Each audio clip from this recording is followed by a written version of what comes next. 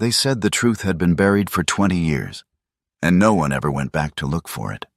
But one day, a veteran Navy SEAL and his dog stepped into a forest that refused to forget. What they found wasn't just an abandoned ambulance. It was a lie, powerful enough to destroy a life.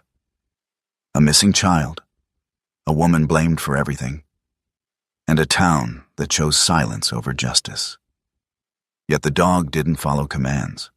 It followed something deeper, something that refused to stay buried. And step by step, they uncovered a truth someone was still trying to protect. Before we begin, tell me where you're watching from, and don't forget to like and subscribe to Veteran Dog Stories. The forest welcomed them the way only old places could, without asking questions, without remembering names, and without caring who a man used to be before he arrived. Morning light spilled through the towering pines in long golden shafts, drifting like quiet smoke between branches that had stood longer than memory. It was the kind of place people described as peaceful, but peace here felt different. It wasn't gentle. It was indifferent. The forest did not soothe.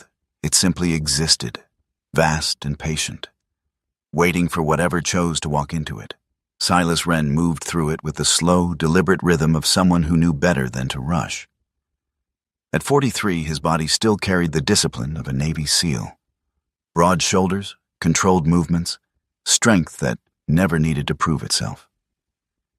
His olive field jacket brushed softly against low branches, the fabric worn at the cuffs, like it had lived as many lives as he had. Beneath it, the red and dark blue plaid shirt sat slightly unbuttoned at the collar, a small rebellion against the precision that once defined him.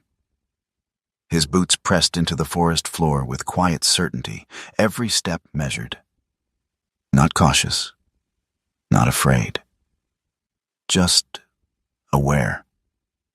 Beside him, Rook moved like a shadow that had learned how to breathe. The German Shepherd K9 was in his prime, 5, maybe 6 years old. His black and tan coat dense and clean despite days on the road. His build was perfect balance, muscle without bulk, speed without waste. Every movement served a purpose. His ears twitched at sounds too subtle for human ears, and his amber eyes never rested in one place for long. Rook didn't just see the forest, he read it. Silas stopped near the edge of a small clearing where sunlight pooled like water. He set his pack down, a weathered Eberly stock half-track, and rolled his shoulders slightly, feeling the quiet pull of old injuries that never quite left him. The air smelled clean, pine sap, damp earth, wind, a good place to rest. They had been moving for days, drifting north without a fixed destination. That was how Silas lived now, not running, but never staying. Staying meant attachments.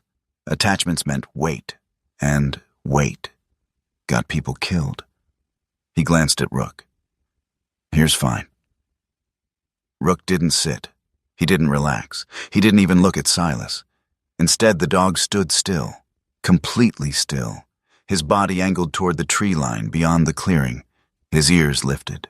His nose twitched once, twice, and then held. Silas frowned slightly. That wasn't hunting behavior.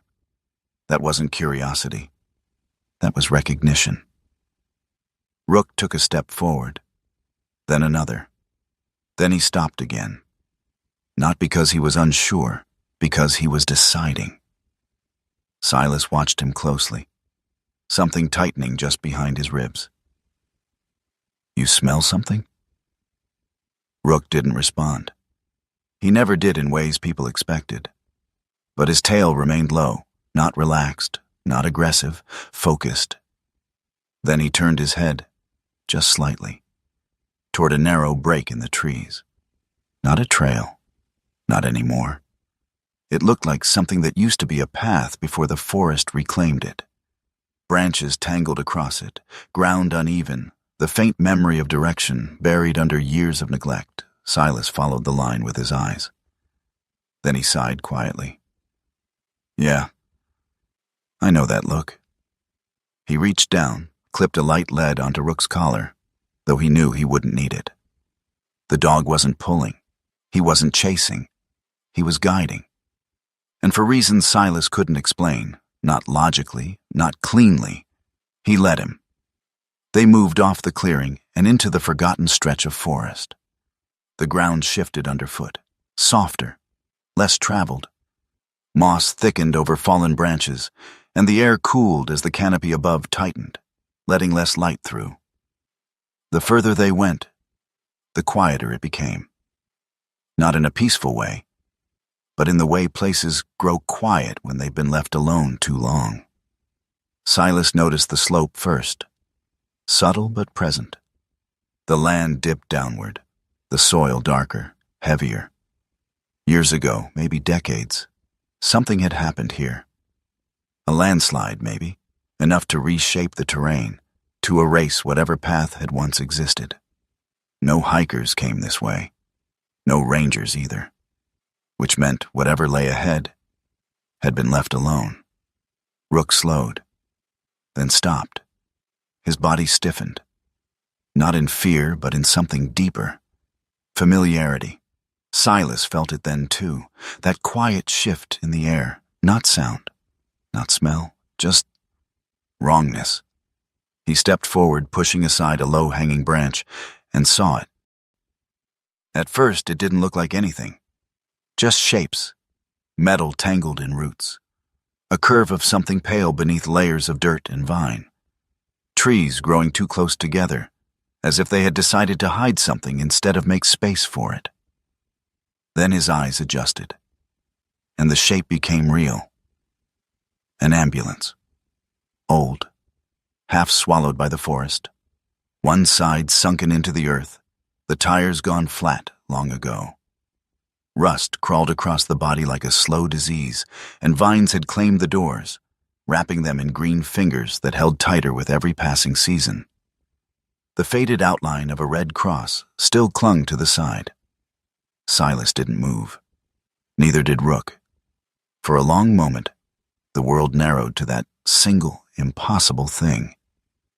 What the hell? Silas stepped closer. The ground squelched faintly under his boot, moist, untouched. No recent tracks, no sign anyone had been here in years. He reached the rear doors. One hung slightly ajar, held shut only by rust and pressure. He hesitated. Not out of fear, out of instinct. Then he pulled. The door gave with a long, dry creak. Inside, the air was stale, trapped, unmoving. The smell of old plastic, metal, and something faintly chemical lingered beneath the years. The interior had been stripped of anything useful. No equipment, no supplies. Just the skeletal frame of what used to be. But not everything was gone. Silas stepped in slightly, ducking his head. That's when he saw it. On the inside of the rear window. A handprint. Small, faint, pressed from the inside out. Silas froze. Not a smudge, not dirt. A hand. A child's hand. His jaw tightened. He looked down. The stretcher rails along the floor bore deep, jagged scratches, too uneven to be tools, too frantic to be accidental, like something, or someone, had tried to hold on, and then hadn't. Rook let out a low, almost inaudible sound. Not a growl, not a bark. Something closer to recognition. Silas turned sharply. The dog wasn't looking at the handprint. He was staring at the far corner of the ambulance floor. There was nothing there, at least, nothing obvious. Silas stepped closer, crouching. For a moment he saw nothing but dust and shadow. Then, a faint indentation, as if something small had once been dragged and then lifted. Rook stepped forward, stopped, and refused to go any further. Silas felt something cold settle deep in his chest. Not fear, something worse. a memory he didn't own, but somehow understood. Silas exhaled slowly, forcing his mind back into focus. Okay. He scanned the interior again. That's when he noticed it. Half hidden beneath a rusted bracket near the wall, a thin plastic band. He reached for it carefully. It snapped slightly as he pulled it free, brittle with age. A hospital wristband. Child-sized, faded nearly white, but not gone. Silas turned it, angling it toward the light. Letters emerged slowly. E-L-I. His throat tightened. Morrow.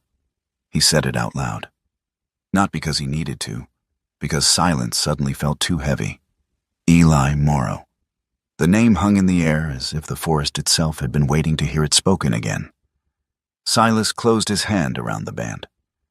Behind him, Rook had stepped back just a few inches, but enough to notice. The dog's ears tilted slightly, his body lowering just a fraction. Not submission, not fear. Caution. The kind that came from knowing something about this place. That Silas didn't. Silas stepped out of the ambulance slowly. The forest felt different now. Not brighter, not darker, just aware. He moved around the vehicle, scanning the ground. Years of decay had erased most obvious signs, but not everything.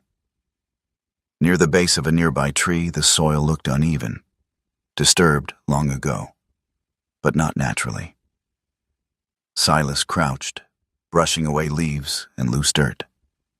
His fingers struck metal. A dull, hollow sound. He dug carefully, uncovering a small tin box, dented and stained by time. He opened it. Inside, a photograph, faded but intact. A young woman in medical scrubs stood beside the ambulance, her arm wrapped protectively around a small boy, no older than 6. Her face was determined, but her eyes, afraid. The boy looked straight at the camera. Alive, present, real. Silas turned the photo over. The handwriting on the back was uneven, rushed, like it had been written with shaking hands. He read it once, then again, and this time, he didn't breathe. I didn't leave him. Don't believe them. Silas looked up. The forest stood silent around him, unmoving, unforgiving. Behind him, Rook sat down slowly. Not because he was tired, because he had found what he was looking for. And whatever it was, had just begun. The town did not welcome strangers. It tolerated them.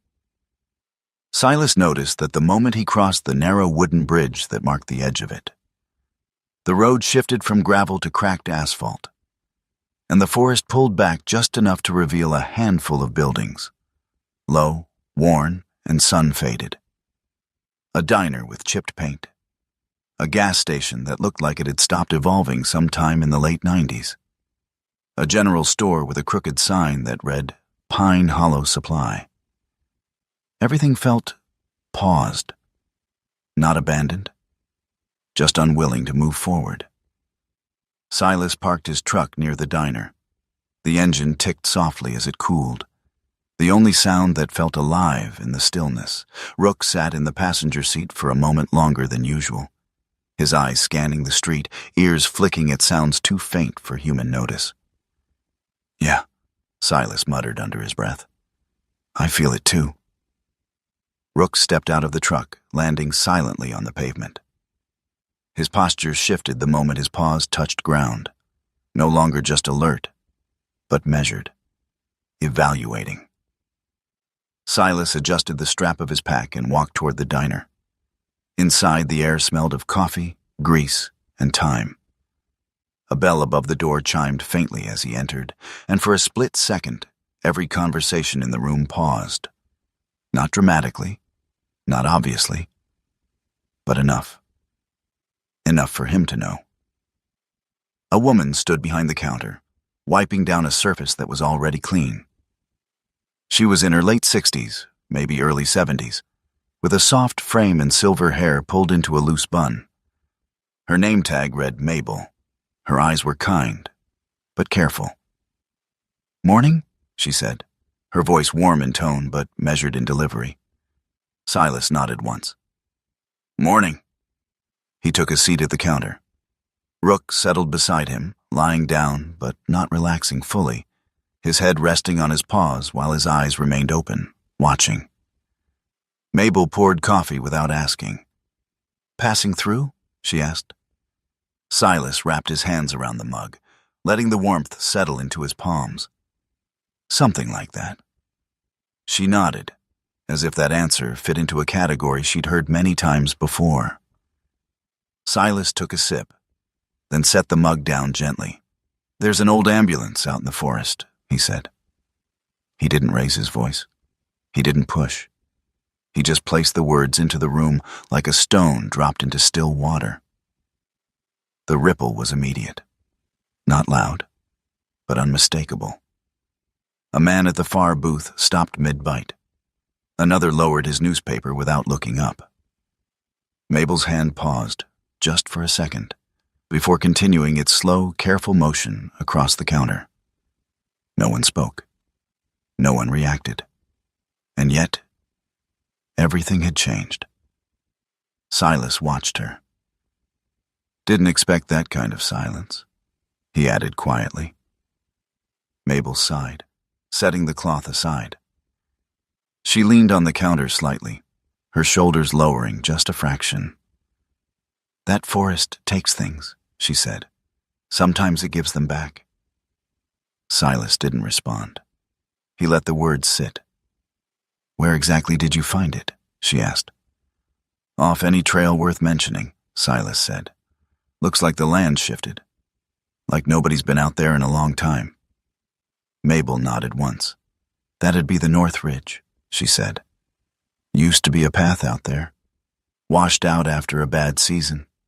Rangers stopped going through after that." Silas glanced down at Rook. The dog hadn't moved, but his ears had shifted, just slightly, toward the door. Listening, always listening. The bell chimed again. A woman stepped in, carrying the scent of pine and cold air with her. She moved with purpose. Mid-30s, athletic build, not tall but grounded. Her jacket was forest green, marked with the insignia of a state ranger. Her brown hair was pulled into a low tie, strands escaping in a way that suggested she didn't spend time worrying about appearances. Her eyes moved quickly across the room, sharp, observant. She noticed Silas. She noticed Rook. And then she walked straight toward them. "You're the one asking about the ambulance," she said. It wasn't a question. Silas met her gaze. "Might be." She studied him for a moment longer, then extended a hand. "Mara Bellamy, Forest Service." Silas shook it. Silas Wren. Her grip was firm, practical. She glanced down at Rook. "Working dog?" "K9, Silas said. Rook lifted his head slightly, meeting her eyes, not aggressive, not submissive. Acknowledging. Mara nodded. "Figures." She pulled out the stool beside him, but didn't sit immediately. Instead, she rested her hand on the counter, leaning slightly forward. "That area you went into, it's not just off the trail," she said. "It's off the map. Landslide about 15 years back cut it off from the main search grid. After that, it stopped being part of routine patrol." Silas frowned slightly. "Search grid for what?" Mara didn't answer right away. Instead, she looked at Mabel. Mabel looked down. That was answer enough. Mara finally sat. "There was a case," she said.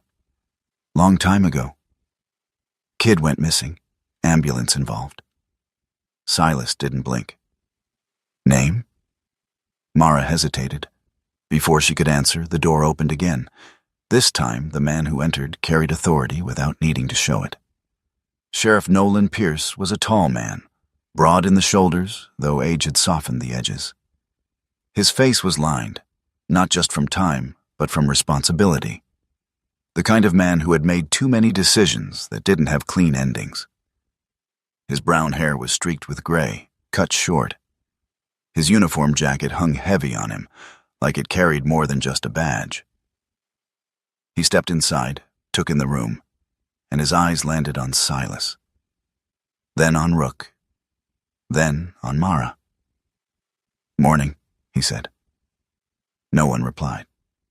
Nolan walked over slowly, resting his hand on the back of a chair before sitting down across from Silas. "You found something out there," he said. Again, not a question. Silas nodded once. "Ambulance," he said. "Child's wristband inside. Name's Eli Morrow." Nolan's jaw tightened, just slightly. "Yeah," he said quietly. "That name hasn't been spoken much around here." Silas leaned back just a fraction. "Why?" Nolan exhaled slowly, rubbing a hand across his face. "Because it didn't end right," he said. He looked at Mara, then back at Silas. 20 years ago, a boy disappeared. Eli Morrow. Last seen in the back of an ambulance with a nurse named Hannah Vale. They were supposed to be transporting him to a hospital out of county. He paused. The ambulance never arrived. Silas didn't interrupt. They found nothing. No wreck, no bodies, no road signs of an accident. Just gone. "And the nurse?" Silas asked.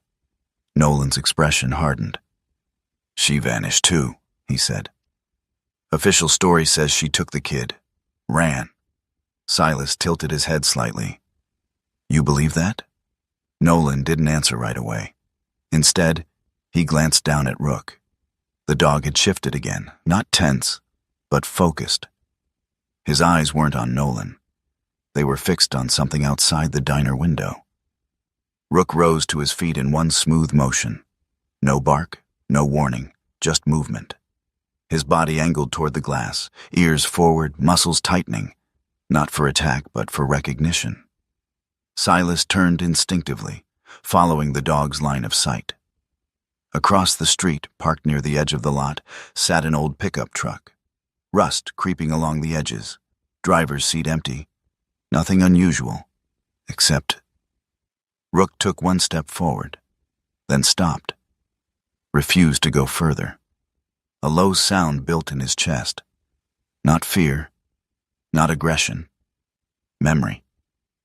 Silas felt it then. That quiet, cold certainty. Whatever Rook was sensing, it wasn't new. Nolan followed his gaze. "That truck belongs to Gideon Crow," he said. Silas glanced back. "Who's that?" "Used to run the mechanical shop out here," Nolan said. "Keeps to himself now." Mara frowned slightly. "He's been here longer than most," she added. "Knows the old roads better than anyone." Silas looked back at the truck, then at Rook. "Yeah," he said quietly. "I think my dog knows him too." Nolan's eyes narrowed slightly. "Your dog's never been here before?" Silas didn't respond, because that wasn't what this felt like. Not familiarity of place, familiarity of scent, of something that had once been part of the same story. Nolan leaned forward slightly, lowering his voice. "Listen," he said. "You go digging into this.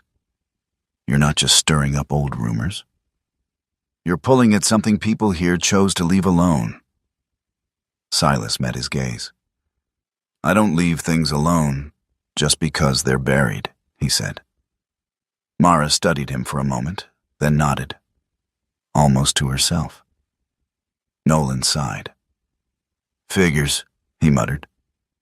The conversation ended there, not because it was finished, but because it had crossed a line. Silas stood, setting a few bills on the counter. "Appreciate the coffee," he said. Mabel nodded, but didn't smile. Rook moved with him, but as they stepped outside, the dog slowed. He turned his head once more, toward the truck, then toward the road beyond it, as if tracking something that had already moved on. Silas followed his gaze. The street was empty. Too empty.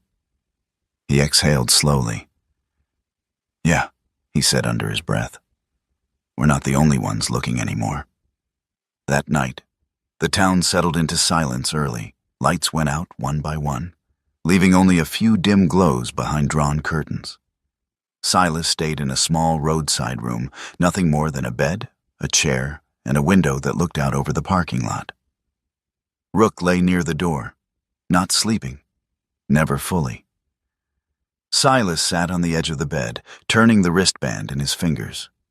Eli Morrow, a name that had survived 20 years of silence. He leaned back slightly, staring at the ceiling. "This isn't just a missing person," he murmured. Rook didn't respond, but his ears lifted. A sound. Outside. Soft. Measured. Silas stood without a word and moved toward the window. He pulled the curtain aside just enough to look out. At first, nothing. Then, a shape. At the far edge of the lot.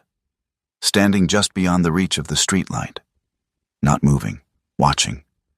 Silas's breath slowed. The figure didn't approach, didn't hide, just stood there, like it knew he would see it. And then, it turned, and walked away into the darkness. Gone before Silas could react. He stood there for a long moment. Then, let the curtain fall. Behind him, Rook had risen. Silent, alert, waiting. Silas didn't sit back down. "Yeah," he said quietly. "This wasn't buried." He looked at the door, then back at the window. They've just been waiting. Morning came pale and cool over Pine Hollow, the kind of northern light that made even an ordinary roadside motel window look honest. Silas had not slept much. He had spent most of the night half awake, listening to the old building settle, listening to Rook's breathing near the door, listening to his own mind circle the same hard fact without mercy.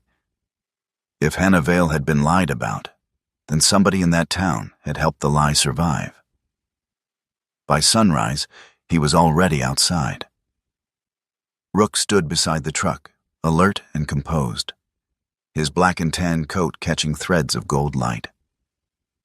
The dog's posture looked different from the day before. Not agitated, not restless, but narrowed, focused. Like a soldier who had seen the outline of a battlefield before the others understood where they were standing. Mara Bellamy arrived a few minutes later in a Forest Service vehicle dusted with mud along the tires and lower doors. She stepped out with the same quiet purpose she seemed to carry into everything. In daylight, Silas noticed more about her. She was in her mid-30s, lean and strong in the practical way of people who worked outdoors instead of paying to imitate it. Her brown hair was tied low at the nape of her neck, and her face carried that plain, unguarded kind of beauty that came more from steadiness than softness. She wore a moss-green ranger jacket over a gray sweater, charcoal field pants, and waterproof boots scarred by rock and weather. There was no theatrical toughness in her. She simply looked like a woman who had learned long ago that panic solved nothing in the woods. "You look terrible," she said as she approached.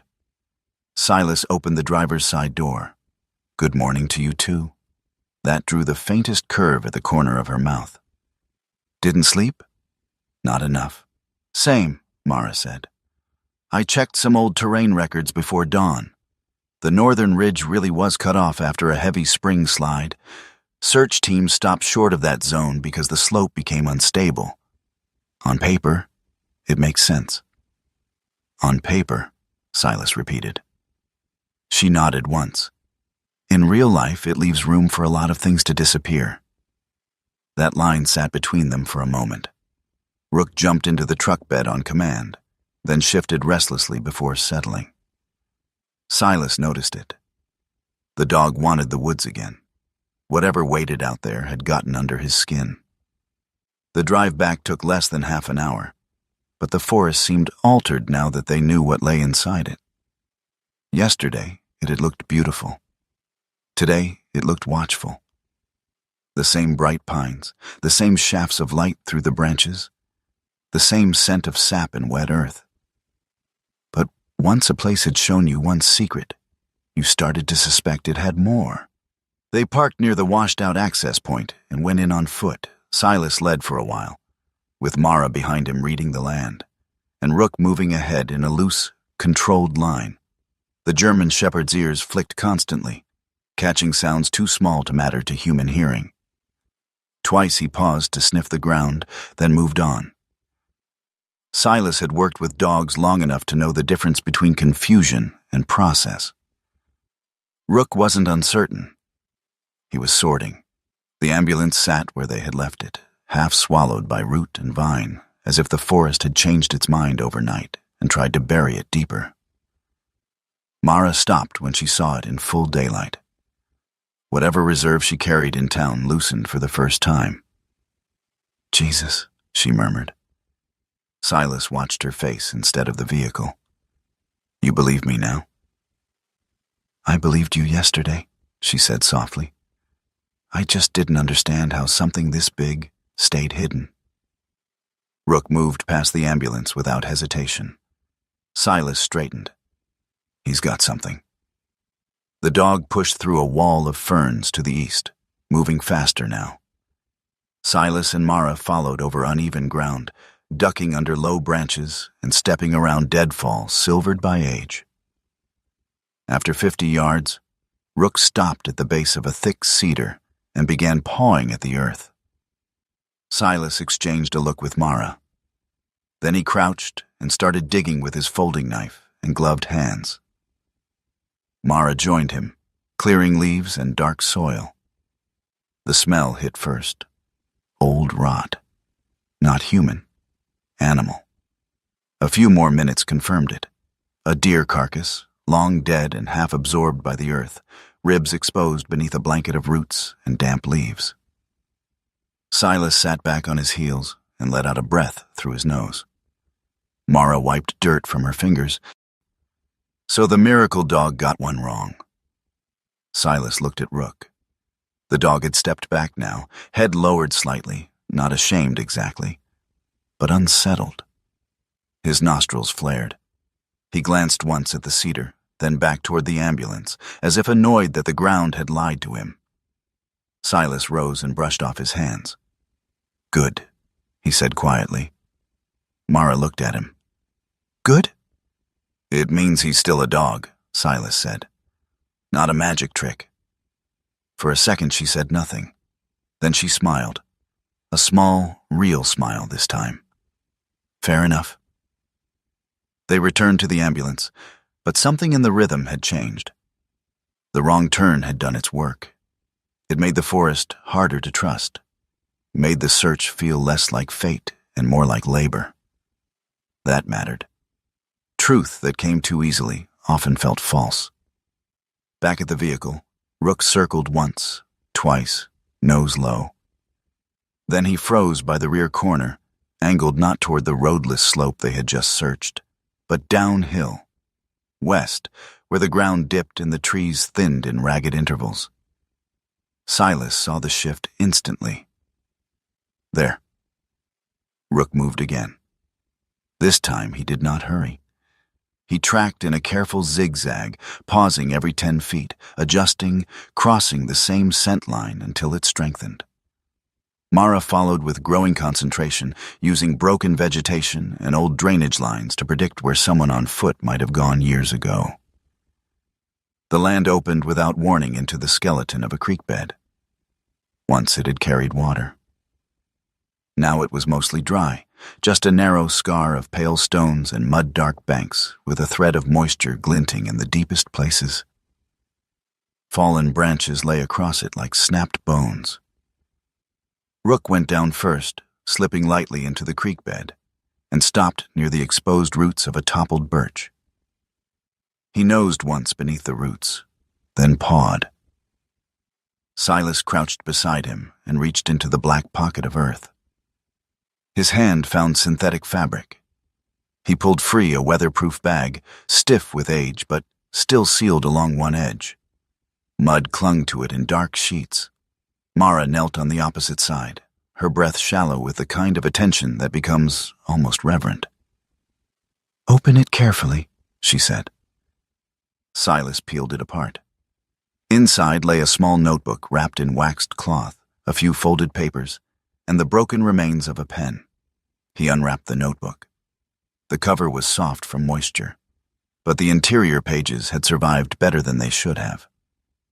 Tight handwriting filled them, sometimes neat, sometimes slanting hard across the page, as if written while moving or afraid.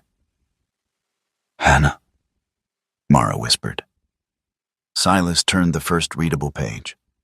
He did not read it aloud right away. His eyes moved over the lines, and something in his expression darkened. Not with surprise, but with confirmation. The kind that hurt more.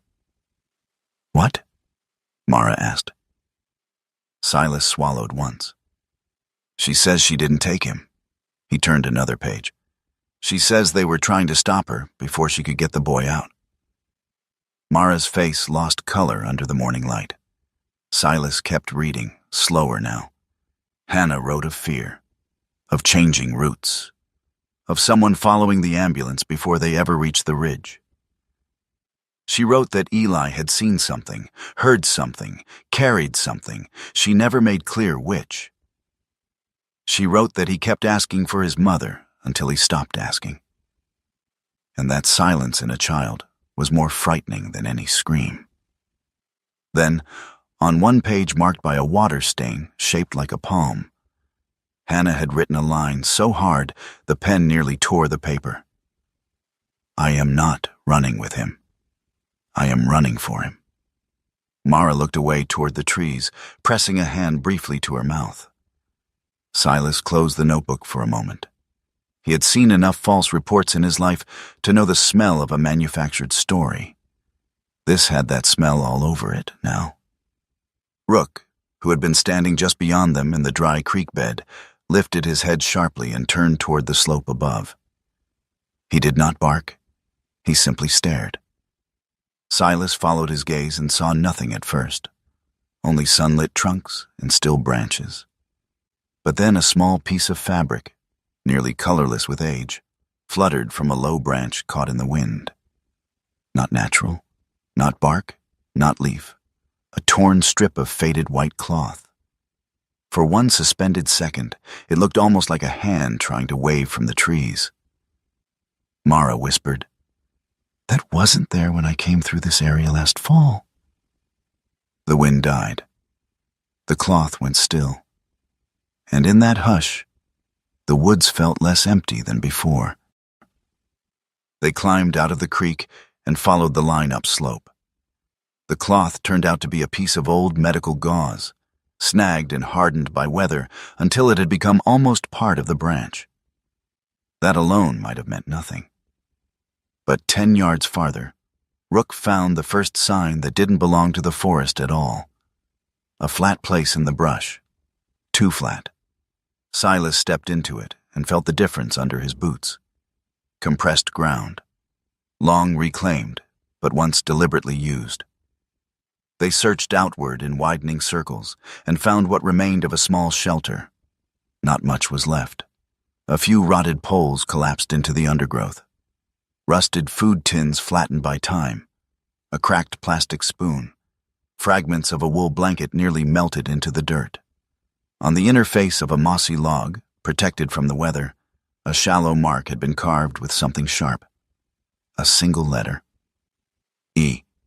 Mara crouched beside it, touching the air an inch from the wood, but not the surface itself. A kid could have done that. "Yeah," Silas said. Rook nosed through the remains of the shelter, then stopped at one corner and lay down unexpectedly. Not guarding, not resting. Just settling there with a stillness that made Silas's throat tighten for reasons he didn't care to examine too closely. Mara noticed it too. "What's he doing?" Silas watched the dog. "I think," he said, his voice rougher than before, "he's telling us this mattered." They searched the shelter carefully. No bones. No blood-dark stain in the soil. No sign of a violent end. What they found instead were smaller, stranger things.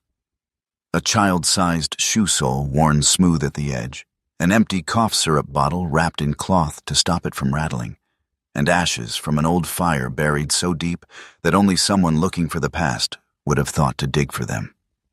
Mara sat back on her heels. If this was theirs, then they stayed here. For at least a few days, Silas said. He pictured it despite himself, a frightened nurse, a sick or exhausted child, a hidden camp above a dry creek while people in town built a lie sturdy enough to outlive them. He hated how easy it was to imagine. They widened the search again, slow and methodical. Rook moved ahead, then doubled back, nose working along the edge of the camp. Silas followed him toward a patch of earth beside an old stump where the soil looked just slightly different in color. He knelt, dug with his hands. At first he found only roots, then metal, small, cold, buried just deep enough to vanish. He pulled it free and wiped the dirt away with his thumb. A sheriff's badge. Old style, heavy, tarnished nearly black except where the edges caught the light. Mara stared. No, Silas turned it over. The engraved name was worn but still readable. Dean Mercer. For a moment, neither of them spoke. The forest did not move. Even the birds seemed to have gone elsewhere. Mara rose slowly to her feet. He was never in the file, she said, almost to herself. Not once. Nolan said the official record only named Hannah, the driver's schedule, the dispatch route. Nothing about Mercer being anywhere near the transport. Silas kept looking at the badge in his palm. A missing child. A vanished ambulance. A hunted nurse. And now a sheriff who had somehow been erased from the story while leaving part of himself in the dirt. Rook stood beside him, silent and steady, watching not the badge, but Silas. As if waiting to see what kind of man he would become now that the lie had finally grown a face. The town of Pine Hollow did not change overnight, but something beneath it had shifted. Silas could feel it the moment he stepped back onto its quiet streets. It wasn't fear, not exactly. It was tension.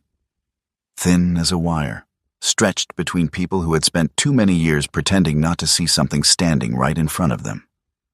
Rook walked beside him, silent as ever, but his head moved more often now, catching fragments of scent left behind by lives lived too close together. Silas stopped in front of a low, aging structure on the edge of town. Gideon Crow's garage. The place looked like it had been assembled rather than built. Patchwork metal siding, a sagging roof, and a wide, open bay where the shadows inside felt thicker than they should. Tools hung from walls in no particular order, and a single rusted truck sat half dismantled in the center, like a patient waiting for a surgeon who had lost interest. Silas stepped in without knocking. Gideon Crow stood near a workbench, his back slightly hunched, his hands stained permanently dark from decades of grease and oil. He was somewhere in his late 60s, maybe pushing 70, though the lines in his face suggested a man who had aged faster than time intended. His hair was thin and gray, combed back but never fully controlled. A short, uneven beard clung to his jaw, more out of neglect than style. He wore a brown canvas jacket over a faded flannel shirt, sleeves rolled to the elbows, revealing forearms lined with scars, both old and quiet. He didn't turn right away. "You don't look like you need car work," Gideon said, voice rough but steady. Silas let the silence stretch. "No," he replied. "I don't." That was enough. Gideon turned. His eyes met Silas's for just a second before shifting, small, almost unnoticeable. But Silas had spent too many years reading microseconds of hesitation. Guilt didn't always scream. Sometimes it blinked. Rook moved forward, slow, measured, his nose lowered toward the concrete floor, weaving between scattered bolts, rust flakes, and oil stains that had layered over each other for years. He ignored most of it, until he didn't. The dog stopped near a corner where a pile of scrap metal had been pushed together. Old panels, broken brackets, pieces that had long since lost their purpose. Rook leaned in, inhaled, and then froze. Silas watched him carefully. "Find something?" he asked quietly. Rook didn't move, didn't growl, didn't bark. But his entire body locked into that same precise stillness Silas had seen in the forest. Recognition. Silas stepped closer and crouched, pushing aside a bent piece of metal. Underneath, a small fragment. White paint, chipped and rusted at the edges, faded, but not gone. A red line curved across it, part of a cross. Silas didn't pick it up immediately. He looked at Gideon instead. The old man had gone very still. Too still. "What is it?" Gideon asked. But his voice had changed. It was thinner now, like something inside it had cracked. Silas picked up the fragment, turning it slowly in his fingers. "Funny thing," he said, almost casually. "I saw something like this yesterday, out in the forest. No accusation, no pressure, just presence." Gideon swallowed. "That's so." Rook took a step closer to Gideon. Not aggressive, not protective, just closer. And Gideon flinched. Not visibly enough for most people, but enough. Silas saw it. And that was when he knew. "You ever been out past the ridge?" Silas asked. Gideon shook his head too quickly. "No reason to?" Silas nodded once. "Yeah," he said softly. "That's what I figured." The silence that followed wasn't empty. It was breaking. Gideon turned away, wiping his hands on a rag that didn't clean anything. "You got no business digging up old stories," he muttered. Silas leaned back slightly, resting his weight on his heels. "Depends," he said. "Sometimes old stories aren't done being told." Gideon's shoulders tightened.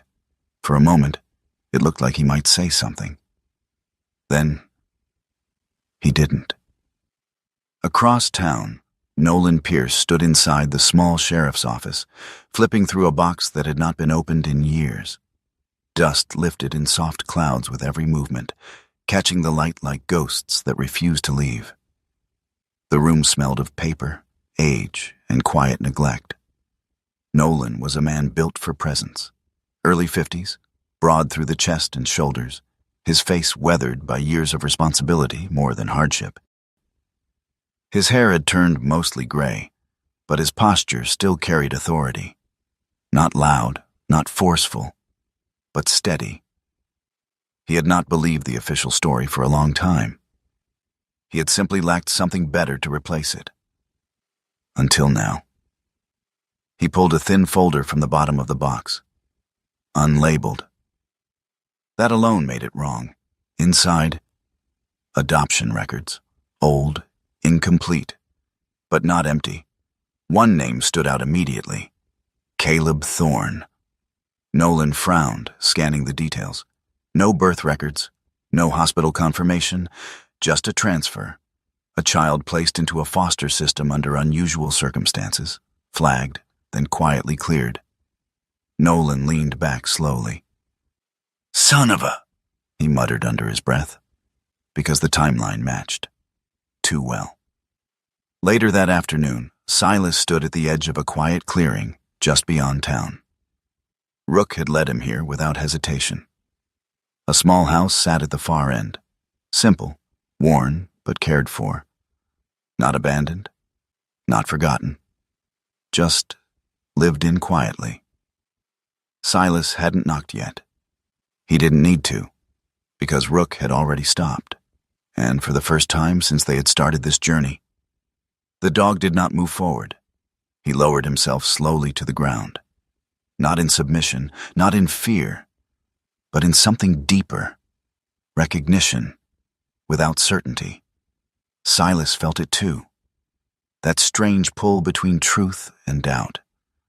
Like standing in front of a door that might open, or might never have belonged to you at all. Caleb Thorne opened the door before Silas could knock. He looked younger than Silas expected. Late 20s, maybe pushing 30. Lean build, not weak, but not hardened either. His face carried sharp lines softened by time rather than experience. His skin pale compared to most men in Pine Hollow, like someone who worked more indoors than out. His hair was dark brown, slightly too long, falling loosely around his forehead, and his eyes, hazel, restless, moved quickly, as if always searching for something that refused to stay still. There was something else in him too, something unfinished. "You've been standing there a while," Caleb said. His voice wasn't hostile, but it wasn't welcoming either. Silas nodded once. "Didn't want to interrupt?" "You're not," Caleb replied. "You're just not saying why you're here." "Fair enough." Silas gestured slightly toward Rook. "My dog wanted to come." Caleb's gaze dropped to the German Shepherd. For a brief second, something flickered. Then it was gone. "I'm not really a dog person," Caleb said flatly. Rook didn't react. He stayed where he was, lying calmly, watching. Silas studied Caleb carefully. "You ever hear the name Eli Morrow?" The change was immediate. Not dramatic, but real. Caleb's jaw tightened slightly. His fingers curled just a fraction at his sides. Then he shook his head. "No. Too fast, too clean." Silas let the silence stretch again. "You sure?" Caleb's eyes hardened. "I said no." There it was. Not confusion, not curiosity, defensiveness. Silas stepped forward once, slow enough not to threaten, but deliberate enough to matter. "You were adopted," he said quietly. Caleb's expression snapped. "Get off my property." Silas didn't move. "You don't have birth records," he continued. "No hospital file, no original name. I said get off my property." The anger came fast now. Sharp, uncontrolled, real. Silas raised his hand slightly, not backing down but not escalating. "I'm not here to hurt you." "Then leave," Caleb shot back, "because whatever you think you're digging into, it's not me." Silas studied him for a long moment, then nodded once. "All right." He turned, started to walk away. Rook remained where he was. Caleb noticed. "Call your dog," he said. Silas didn't. Instead, he watched. Because Rook wasn't refusing. He was choosing. The dog slowly stood, took one step forward, then stopped. Not close enough to touch, not far enough to leave. He lowered himself again. Right there, in front of Caleb. Caleb's breath hitched, barely noticeable, but real. His eyes flicked down. For just a second, too long. Something inside him shifted. A tremor. Small, but undeniable. Then he turned away sharply. "I don't know what you think this is," he muttered, voice tighter now. "But you're wrong."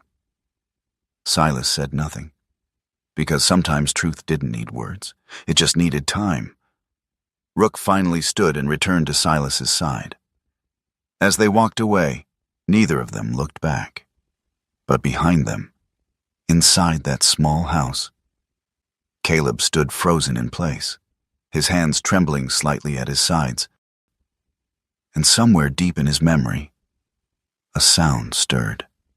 Not clear, not complete, but enough. A voice, shouting, urgent, panicked. "Mercer, don't shoot!" Caleb closed his eyes, and for the first time in years, he didn't know why his heart was racing. The confession did not come easily. It came like rust breaking, slow, painful, inevitable. Silas returned to Gideon's garage just before dusk, when the town softened into long shadows and fewer questions. The air smelled of oil and cooling metal, but beneath it now, faint, almost gone, was something else. Fear.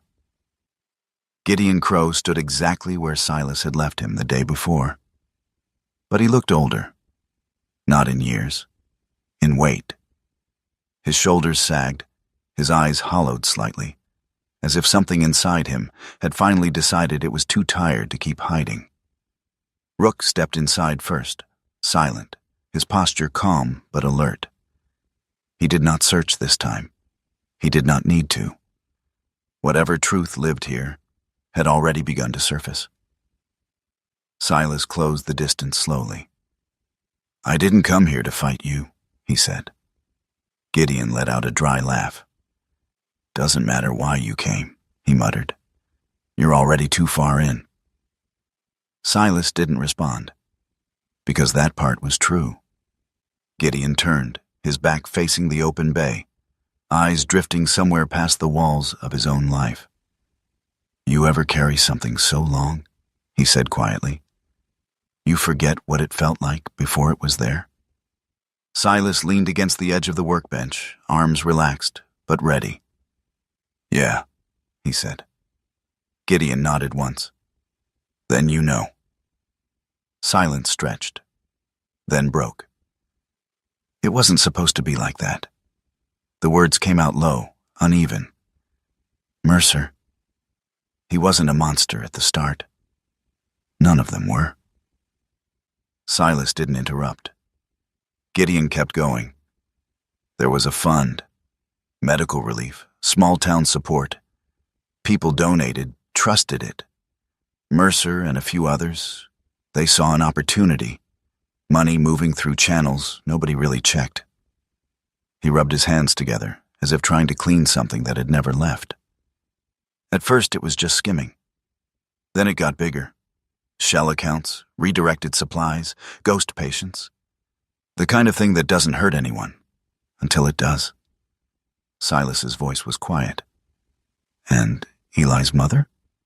Gideon's jaw tightened. "She found it." That was all it took. The shape of the story snapped into place. "She wasn't supposed to," Gideon continued. "But she did. She worked admin, saw numbers that didn't line up, started asking questions, real ones." He exhaled slowly. "They warned her to stop." Silas didn't need to ask what happened next. Gideon said it anyway. She didn't. The garage felt colder. "Mercer made the call," Gideon whispered.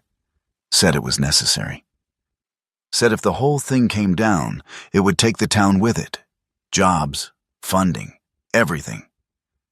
Silas's eyes hardened slightly. "So they killed her?" Gideon didn't answer. He didn't have to. "And Hannah?" Silas asked. Gideon's eyes flickered. "She wasn't part of it," he said. "That's what made it worse." He stepped away from the bench, pacing slowly now, like movement might help him breathe. "She saw what happened. Not everything. Just enough. And she knew Eli was next." Silas felt something tighten in his chest. "So she ran." Gideon nodded. "She took the ambulance, grabbed the boy, tried to get him out before Mercer could clean it up." "And the crash?" Gideon stopped, turned. His eyes met Silas's. "It wasn't a crash," he said. The words landed heavy. "It was staged." Silas didn't move, didn't blink. Gideon continued, voice steadier now that the worst of it had been said. "They intercepted her near the ridge, forced her off-road, made it look like she lost control. But she didn't die there." Silas's voice dropped. "She got away." "For a while," Gideon said. That silence again. The kind that held everything that wasn't spoken. "And Mercer?" Silas asked. "Gone," Gideon replied. "Officially dead a few years later. Unofficially." He shook his head. Men like him don't disappear. They shift. Silas thought of the badge. Buried, hidden, but not lost. And Victor Kane? Silas asked. Gideon's expression darkened. He's what comes after, he said. Cleaner, smarter, doesn't get his hands dirty unless he has to. Silas waited. He didn't start the system, Gideon added, but he inherited it, expanded it. It's not just money anymore. What is it? Gideon looked at him. Control. The word settled like dust that would never fully clear. Healthcare, supplies, records. People don't realize how much power sits in deciding who gets help and who doesn't. Silas straightened slightly. And Pine Hollow? Is part of it, Gideon said. Silas returned to his cabin just after nightfall. The forest around it stood still. Too still. Rook noticed it first. His ears lifted, his body lowered. Not aggression, awareness. Silas stepped inside and stopped. The door wasn't broken, the windows weren't shattered. But something had changed, subtly, precisely. The kind of disturbance only someone trained would notice. His pack had been moved, just slightly. He crossed the room in 3 silent steps and opened it. Empty. The notebook. Hannah's journal. Gone. Silas exhaled slowly. Not anger, not panic, just calculation. Rook circled once, nose low, tracking. He paused near the door, then moved outside.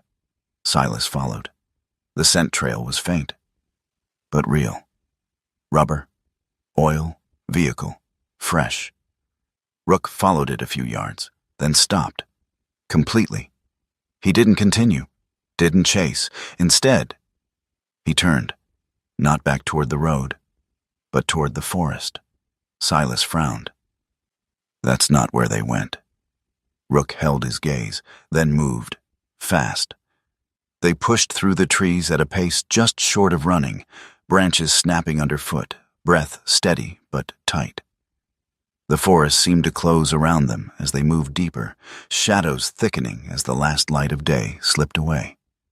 After 10 minutes, the shape emerged. A structure. Low, concrete, forgotten. An old medical outpost. The kind built decades ago for emergencies that never came, or came too often and were better left unspoken. Mara's voice echoed in Silas's memory. Some places don't stay on maps forever. This was one of them. The door hung half open. Rook didn't hesitate. He went inside. The air was stale, heavy, unmoved for years. Dust coated everything. Beds, cabinets, broken equipment. The smell of antiseptic lingered faintly beneath decay, like something that refused to fully die. Silas moved carefully, scanning. No recent footprints, no obvious signs of intrusion. Except Rook. The dog stood at the far wall, still, focused. Silas approached. The wall looked solid, concrete, unbroken, but Rook didn't move. Silas pressed his hand against it, tapped, hollow. He searched the edges, found it, a seam, barely visible. He pushed, nothing, then harder. A section shifted, slowly, silently, revealing a narrow space behind it. A hidden room, inside, files, stacks of them, boxes, organized, preserved, not abandoned, maintained. Silas stepped in slowly, his eyes adjusting. This wasn't random. This was deliberate. Records, real ones, names, dates, transactions. People who had been erased from official systems, but not forgotten here. Mara would have called it evidence. Silas called it truth. Then, he saw it. A small recorder, old. Battery compartment cracked, but intact. He picked it up, pressed the button. For a moment, nothing. Then, static. and a voice, weak, shaking, alive. "Hannah, if anyone finds this—" The recording cut slightly, returned. "They're lying, all of them. Mercer. He—" Static swallowed the words. Then, clear again. "He said the boy wouldn't remember. But he's wrong. Eli saw—" The recording cut. Silas stood frozen, the weight of it settling in, not just what had happened, but what had been buried, and why. Behind him, Rook sat down slowly, watching, waiting. Because this wasn't the end. It was the beginning of something far more dangerous than either of them had planned to uncover. The forest no longer felt like a place to search. It felt like a place that had been waiting. Silas stood at the edge of the abandoned medical outpost as dawn bled slowly through the trees. The recording still echoed faintly in his mind. Hannah's voice, fragile but unbroken, threading through years of silence. Rook stood beside him, unmoving. Not restless, not uncertain, just certain. Silas clipped the leash to his collar, more out of habit than necessity. "All right," he said quietly. "Show me." Rook didn't hesitate. He moved.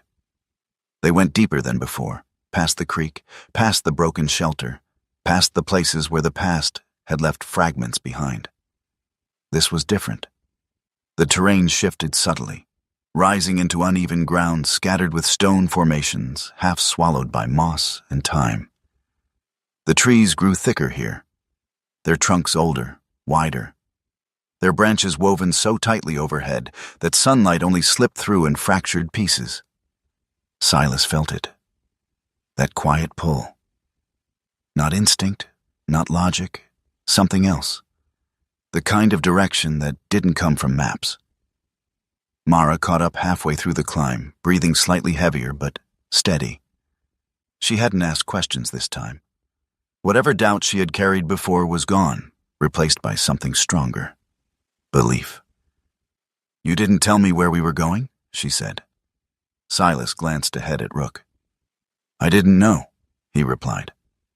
That seemed to be enough. The stone structure revealed itself slowly.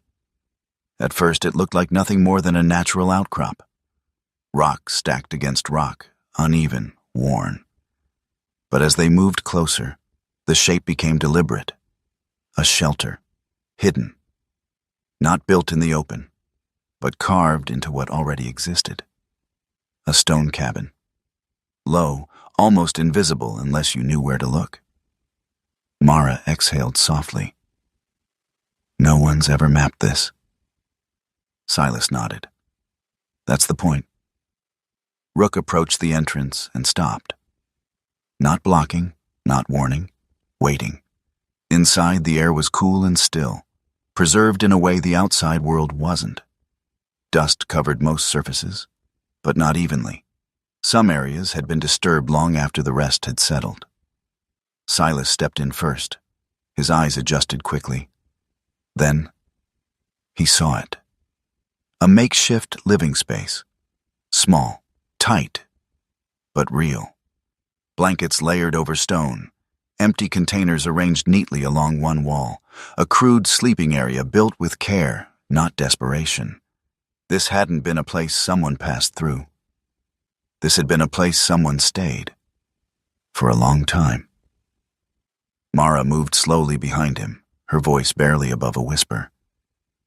"She survived." Silas didn't answer. He didn't need to. The evidence spoke louder than anything else. Rook moved deeper into the cabin, his nose guiding him to the far corner. He nudged something gently, then stepped back. Silas crouched.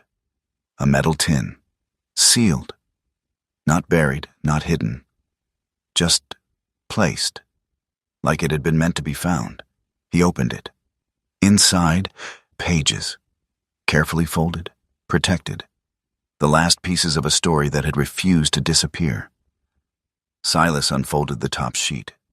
The handwriting was weaker now, less steady, but still unmistakably hers. He read it silently, then again, Slower. I can't stay close anymore. They're still looking. I see him sometimes. From a distance. He's alive. That's enough.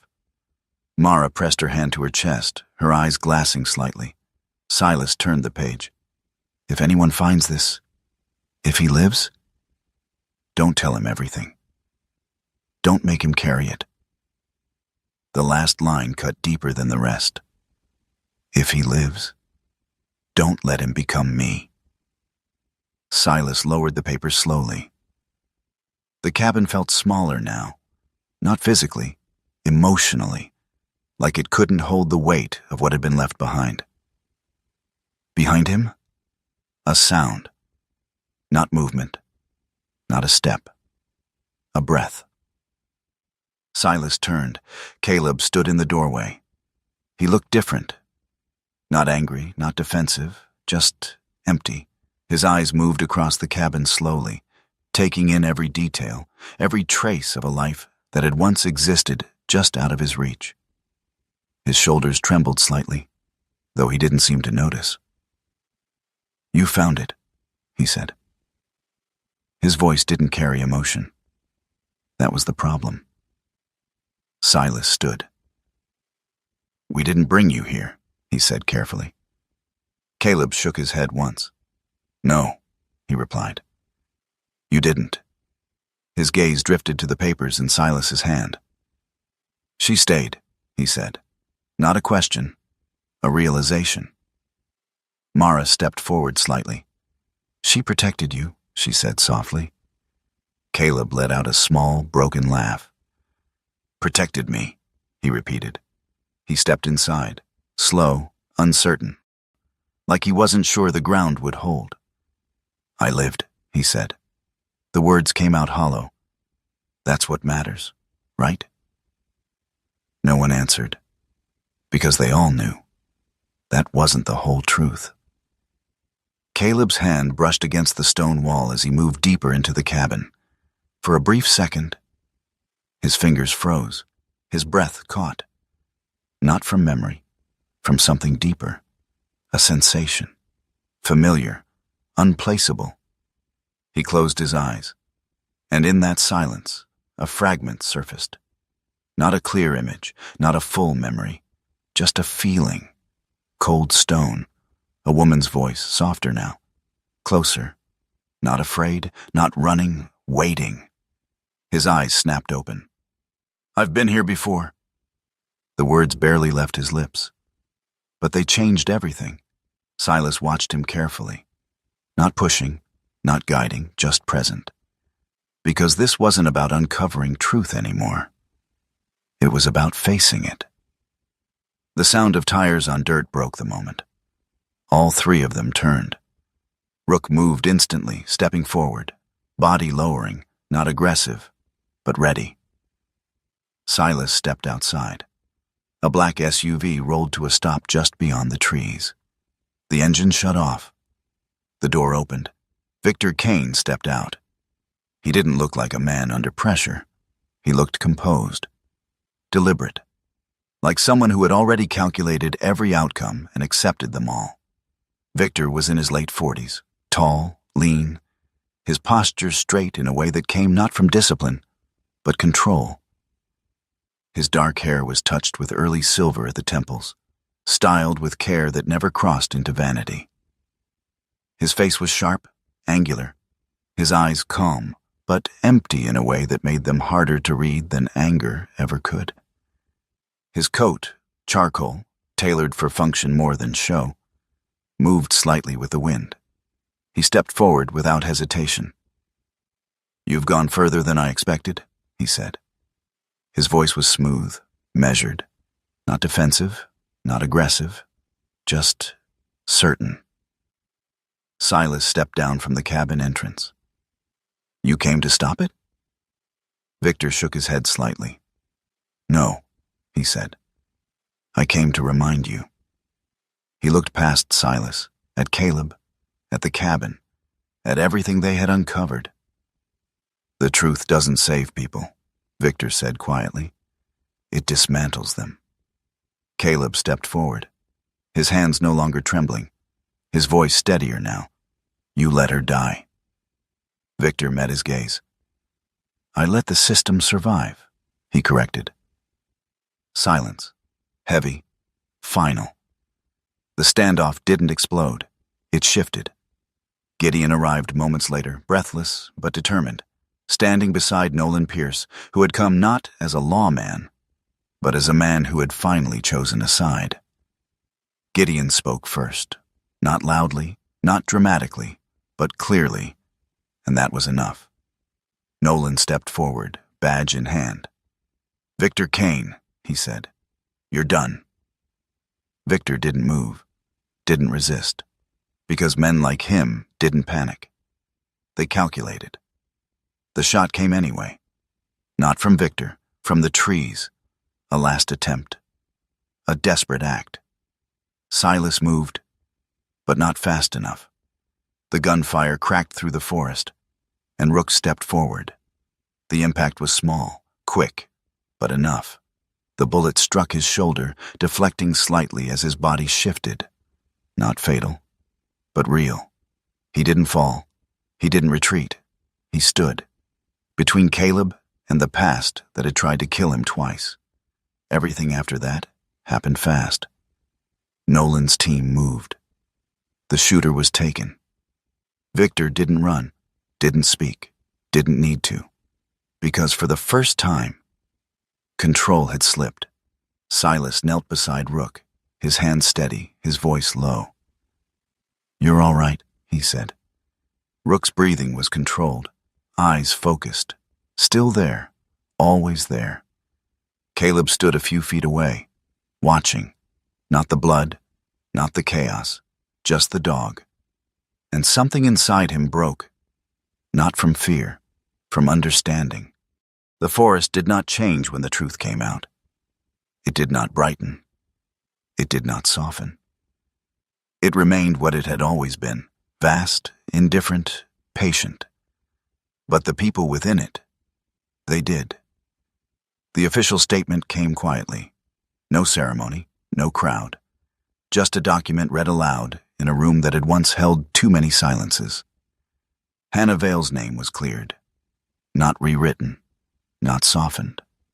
Cleared. The words felt heavier than they should have, like something that had taken too long to arrive and now didn't quite know where to settle.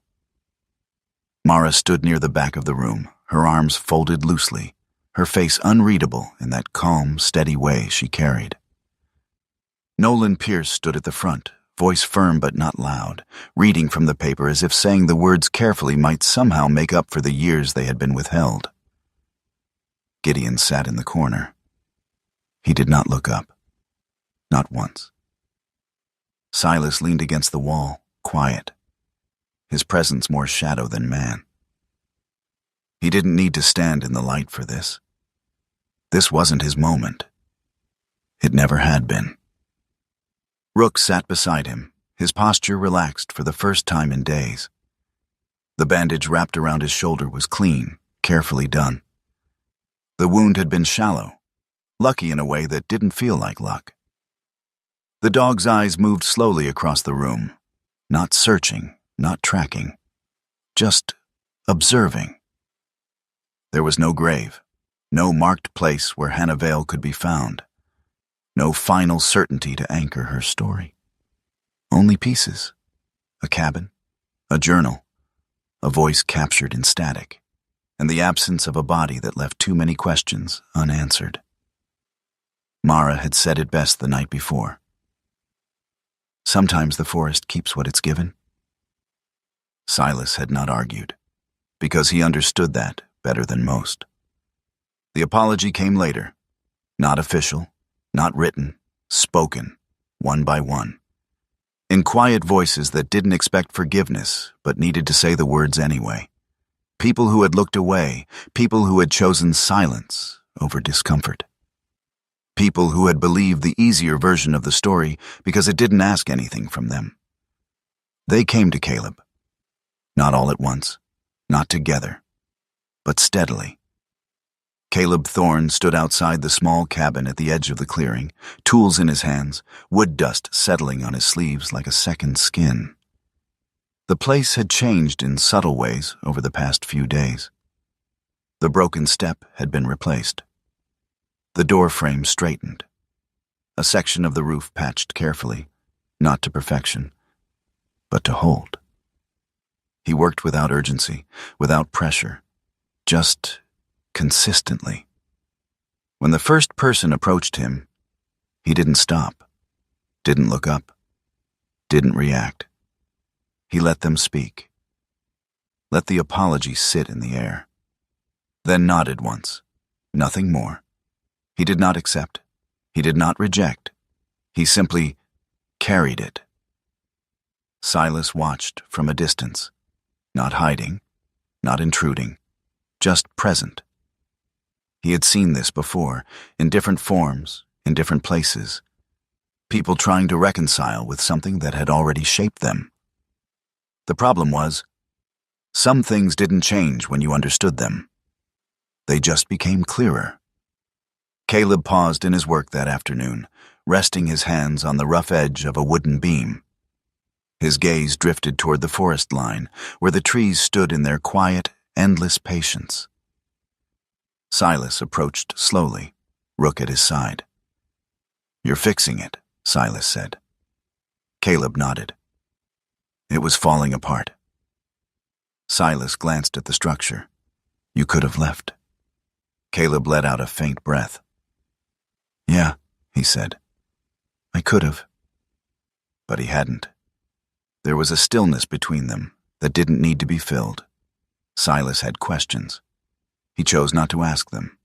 Caleb had answers. He chose not to give them, because some truths didn't need to be spoken twice. "You keeping the name?" Silas asked after a while. Caleb's jaws shifted slightly. "Which one?" he replied. Silas didn't answer. Caleb let out a quiet, almost humorless breath. "I'm not throwing either of them away," he said. "That wouldn't make sense." Silas nodded once. It was the only answer that ever would have. Later that evening, as the sun dipped low and the forest turned gold at its edges, Silas stood alone near the path that led out of Pine Hollow. The road stretched ahead, open, waiting.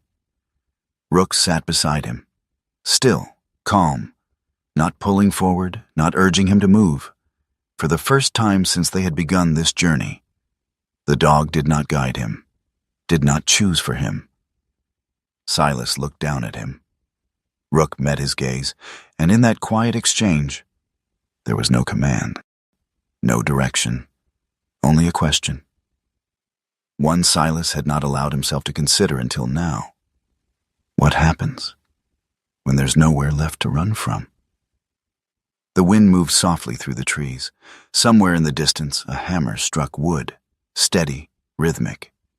Caleb, building something, not from the past, but beside it. Victor Kane had been taken without resistance. The system he had inherited and expanded was already unraveling. Files pulled from the hidden room began to surface, names reappearing where they had once been erased. Nolan worked longer hours than he admitted, his shoulders carrying a different kind of weight now. Not authority, but responsibility. Gideon testified. Every detail, every lie, every moment he had chosen silence. It did not redeem him, but it mattered, because truth, once spoken, didn't disappear again so easily. Mara continued her patrols through the forest, though her routes had changed. She moved slower now in certain places, as if acknowledging something unseen, something earned. When she passed the ridge, she sometimes stopped, not to search, not to find, but simply to stand. Respect. Silas understood that too. The town did not heal overnight. It did not transform into something new. It remained flawed, human. But something inside it had shifted, a tension released, a silence broken. And sometimes That was enough.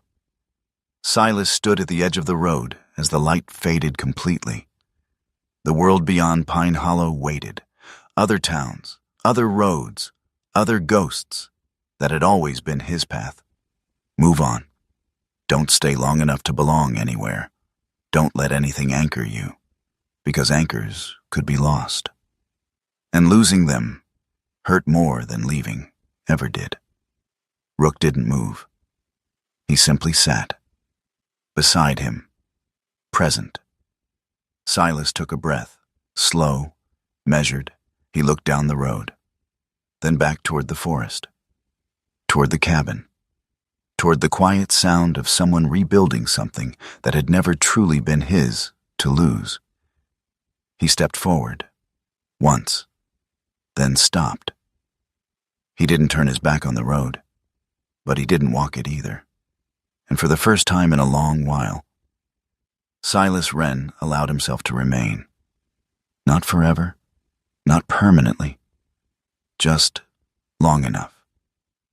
Rook shifted slightly beside him, not leading, not following, just staying, and, in the distance, under the fading light, Caleb Thorne stood at the doorway of the cabin, one hand resting against the frame, his silhouette steady against the quiet breath of the forest, not who he had been, not only who he was told to be, but something in between, something whole.